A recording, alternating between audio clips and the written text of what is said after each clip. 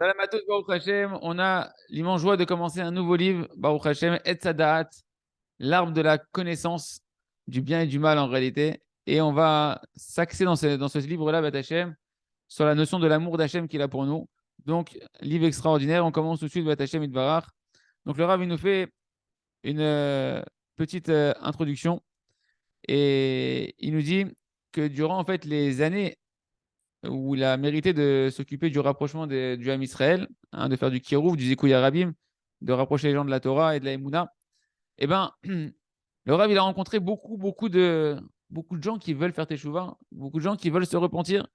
Et même dans son expérience personnelle de sa Teshuvah, parce que le Rav, c'est quand même un Baal Shuvah avant tout, c'est quelqu'un qui n'était pas religieux avant tout, et qui a fait sa démarche à lui.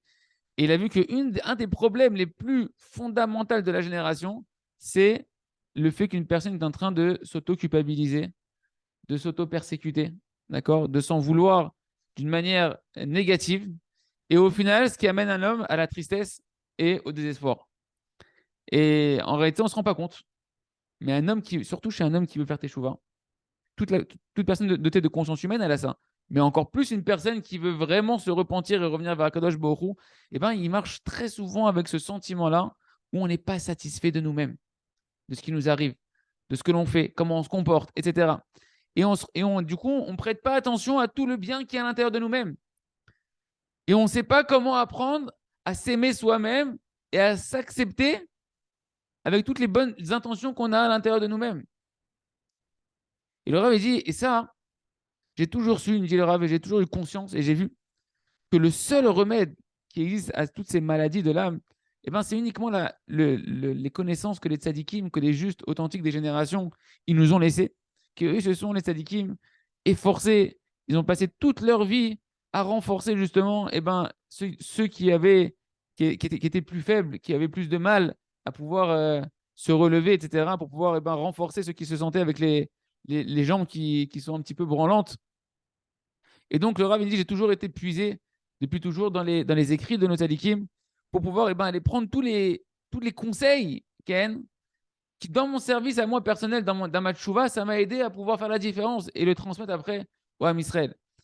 Et donc, le Rav dit, bien évidemment, tous ceux qui connaissent un petit peu le Rav Shamarouche chez Yerié, il dit, il y a de nombreuses heures de sa journée qui sont consacrées à recevoir des gens. Où le Rav, il reçoit des gens, il reçoit après les cours, des fois, il reste des heures, jusqu'à des heures très tardives, à recevoir les gens, à parler aux gens, à conseiller les gens. Et donc, les gens, ils viennent, ils déversent leur cœur devant le Rav et ils veulent du réconfort. Et il dit plein de fois, ça m'arrive que je suis là, j'essaie de renforcer la personne, je donne toutes sortes de conseils, etc., des paroles de Emouna, de remercier Hachem, de la reconnaissance envers Kadosh Baruch Hu. Et je vois que mes paroles, elles tombent dans des cœurs qui sont vides. Les gens, ils entendent, ça rentre là, ça sort là. Et ça ne fait pas en réalité eh ben, l'effet escompté. Il ne voit pas les fruits des conseils qu'il est en train de donner dans le cœur des. Alors qu'il sait que pourtant, normalement, ça devrait marcher si les gens ils écoutaient bien et qu'ils étaient. Ça ferait quelque chose d'extraordinaire. Et l'homme, il reste comme il était. Ken, avec ses mauvais sentiments sur lui-même, avec ses mauvais sentiments, avec sa petite dépression, etc. Et ça n'arrive pas à agir. Les paroles du Rav disent des fois, je vois que ça n'arrive pas à agir. Ça ne change pas, les gens, ils ne bougent pas. Et donc, des fois, le Rav dit, j'étais comme ça, j'étais complètement impuissant et je priais à Kadosh Baruch Hu, Hachem, aide-moi, Ribono Shalom, à savoir c'est quoi la racine du problème et avoir la bonne connaissance Ken, à travers, en m'abreuvant dans les écrits des tzadikim, en particulier de Rabbi Nachman de Breslev et de tous les tzadikim, pour pouvoir eh ben, abreuver les âmes du Ham Israël pour qu'elles puissent se renouveler. Et là, le Rav me dit, Hachem m'a fait mériter de mettre l'accent sur un point qui est fondamental, Ken, qui dans tous les cas que j'ai rencontrés, où les gens, ils n'arrivaient pas à se renforcer, où ils n'arrivaient pas à faire un nouveau départ, où ils n'arrivaient pas à reprendre de l'espoir, eh ben, j'ai vu que le point principal qui était le dénominateur commun, c'est quoi? C'est que tout simplement, écoutez bien ce qu'on va dire, ça paraît, vous allez dire, oh, il exagère. Mais le Rav va expliquer, c'est qu'un homme, il se haït au fond de lui-même. Il a une haine envers lui-même, de certains aspects de lui-même, qui n'arrive pas à se pardonner, et que du coup, en réalité, il reste ancré dans cette morosité de lui-même, de sa propre vision de lui-même.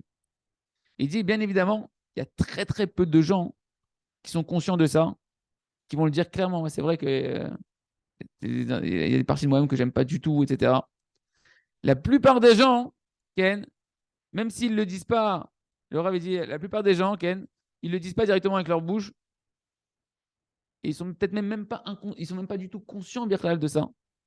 Et ils vivent comme ça normalement, mais en réalité, ils ne s'aiment pas à l'intérieur d'eux-mêmes. Ils ne s'aiment pas. Ils sont remplis de haine envers eux-mêmes. Ils sont tout le temps en train de se persécuter, de ne pas être contents d'eux-mêmes. Ils manquent d'estime d'eux-mêmes. Et ça, hein, c'est tellement ancré à l'intérieur de nous, d'accord, qu'on n'arrive plus à voir le bien qu'il y a en nous-mêmes. Qu'on n'arrive plus à voir tous les aspects extraordinaires et les volontés magnifiques qu'il y a à l'intérieur de nous-mêmes. Qu'on est extrêmement riche de bien en réalité. Que nous, on veut être quelqu'un de bien. Et donc, le Rav me dit à la fête de Sukkot de l'année Tafshin Ain Gimel, donc 5773, il y a 10 ans maintenant, Hachem il m'a fait mériter Ken, d'un éclairage, d'une connaissance extraordinaire, d'une vérité et d'une profondeur qui est véritablement, il dit, le fondement de tous les fondements, la racine de toutes les racines, le point crucial qui permet de tout comprendre, qui est le fondement de la Emouna, d'une Emouna lumineuse qui amène l'homme à pouvoir se rapprocher d'Akadosh Baruch Hu avec de l'amour, avec de l'attachement à Akadosh Baruch Hu. Et c'est un point, le Rav me dit, qui manque extrêmement dans notre génération.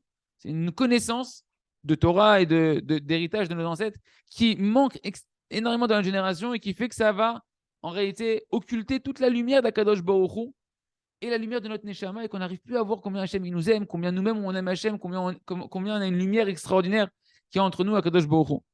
Le Rav me dit, et j'ai aucun doute que celui qui va intérioriser ce qui est marqué dans ce livre-là, ce qu'on va étudier ensemble avec Hachem dans les prochains cours, et qui va véritablement travailler sur ça, et ben, il va aller de délivrance en délivrance, qui va réussir à désembusquer le Yetzer Hara afin de pouvoir déjouer son mauvais penchant et pouvoir constamment progresser dans la tchouva. Et il aura même les forces, il nous dit, si on continue bien à étudier ce livre-là, de pouvoir lui-même aller délivrer ceux qui sont piégés dans les pièges du Yetzer Hara, de pouvoir prier et défendre d'autres personnes qui sont perdues dans les forces du mal, etc.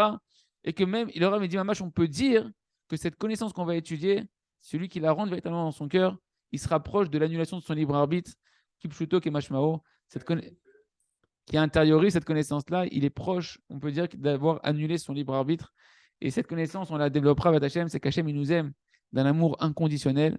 Ça sera la suite de Hachem à suivre dans le prochain cours. Hachem t'aime. Merci Hachem, Idbarach, Chazak, Venitrazek.